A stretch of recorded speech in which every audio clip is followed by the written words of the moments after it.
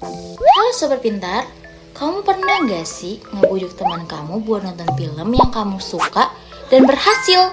Nah, itu contoh kecil dari komunikasi persuasif. Komunikasi itu bukan sekedar ngomong lancar, tapi how to make people say yes. Jadi gimana caranya pesan yang kamu sampaikan itu bisa mempengaruhi dan diterima oleh orang lain. Dan itu semua bisa dicapai dengan komunikasi persuasif. Komunikasi persuasif adalah cara kita menyampaikan pesan dengan tujuan untuk mempengaruhi orang lain, baik itu untuk mengubah pendapat, sikap, atau bahkan perilaku mereka. Tapi, komunikasi persuasif itu bukan manipulasi ya. Ini tentang mengajak, bukan memaksa. Kita pakai logika, emosi, dan kepercayaan untuk membuat pesan kita lebih meyakinkan. Aku udah baca definisi dari para ahli. Menurut Malik tahun 1994, komunikasi persuasif adalah proses membujuk orang lain agar bertindak sesuai keinginan komunikator tanpa paksaan.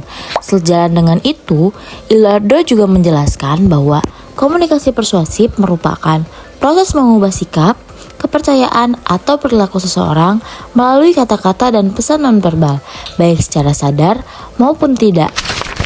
Kita bisa lihat contoh komunikasi persuasif di mana-mana. Contoh sederhananya, misalnya seorang guru yang memotivasi siswanya untuk belajar lebih giat, atau influencer yang mempromosikan skincare dan bikin kamu merasa, wah, aku juga harus coba nih. Supaya komunikasimu makin persuasif, aku akan bahas 5 kunci utama. Yang pertama, kenali audiensmu. Kenali siapa yang kamu ajak bicara, apakah mereka teman sebaya, orang tua, atau audiens yang belum kamu kenal sama sekali. Kamu perlu tahu apa yang mereka butuhkan, apa yang membuat mereka khawatir, dan bagaimana cara terbaik berbicara dengan mereka. Semakin kamu paham audiensmu, maka semakin besar peluang pesanmu diterima. Yang kedua, gunakan alasan yang kuat, berikan alasan yang masuk akal dan relevan. Manusia butuh alasan untuk percaya atau mengikuti sesuatu. Misalnya, kalau kamu ngajak teman kamu untuk ikut organisasi, jangan cuma bilang, seru kok. Tapi, tambahkan alasan yang menyentuh kepentingan mereka seperti, kamu bisa dapat pengalaman baru, ini juga bisa melatih buat public speaking kamu, dan nanti kamu juga bisa dapat teman-teman baru di sana. Dan ini bagus banget untuk nambahin CV kamu nanti kalau kamu kerja. Penting banget intinya kalau mau ikut organisasi. Yang ketiga, bangun kepercayaan.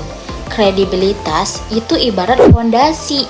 Kalau kamu nggak dipercaya, argumen kamu bisa jadi sia-sia. Makanya, penting banget untuk tampil sebagai pribadi yang jujur, konsisten, dan bisa diandalkan. Coba pikir, kalau kamu lebih percaya saran kesehatan dari dokter atau dari orang random yang ada di internet. Itulah pentingnya membangun etos atau kepercayaan dalam komunikasi. Coba deh tampilkan dirimu sebagai sosok yang jujur, konsisten, dan bisa diandalkan. Kalau kamu udah dipercaya, apapun yang kamu sampaikan akan lebih mudah diterima. 4. Sentuh sisi emosional. Kadang logika aja nggak cukup. Kita juga perlu menyentuh hati.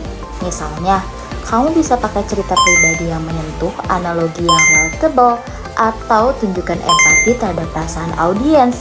Contoh, daripada bilang, kita harus hemat air, tapi kamu bisa bilang, bayangin anak-anak di desa yang butuh jalan kaki sekitar 5 km hanya untuk mendapatkan air bersih.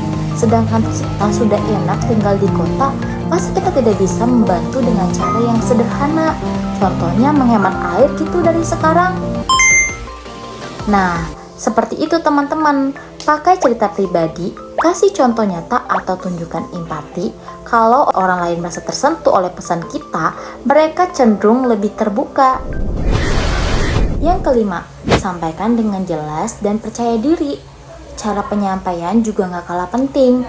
Gunakan bahasa yang mudah dipahami, nada suara yang tegas dan ramah, dan ekspresi wajah yang mendukung. Orang akan lebih percaya pada pesan yang disampaikan dengan yakin. jangan terlalu banyak filter kayak atau gitu deh. Kalau kamu kelihatan ragu dan bingung, audiens juga bakal ikut ragu terhadap pesan yang kamu sampaikan. Nah, itu tadi 5 kunci penting dalam komunikasi persuasif. Tapi ingat, ini bukan skill bawaan. Semua orang bisa belajar dan melatihnya. Komunikasi persuasif itu bukan cuma teori, tapi skill penting yang bisa kamu latih dan kamu pakai di mana saja, baik itu di kampus, organisasi, dunia kerja, bahkan di media sosial. Mulai sekarang, perhatikan cara kamu menyampaikan pesan, latih kepekaan terhadap audiens, dan pelajari cara menyusun kata yang tepat. Karena dengan komunikasi persuasif, kamu gak cuma didengar, tetapi kamu juga bisa mempengaruhi dan membawa perubahan. Yuk jadi komunikator yang cerdas, persuasif, dan berdampak. Karena kata-kata kamu punya kekuatan, asal disampaikan dengan cara yang tepat.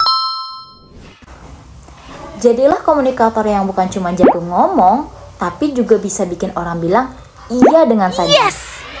Segitu saja yang bisa aku sampaikan. Sampai jumpa di video berikutnya ya Sobat Pintar.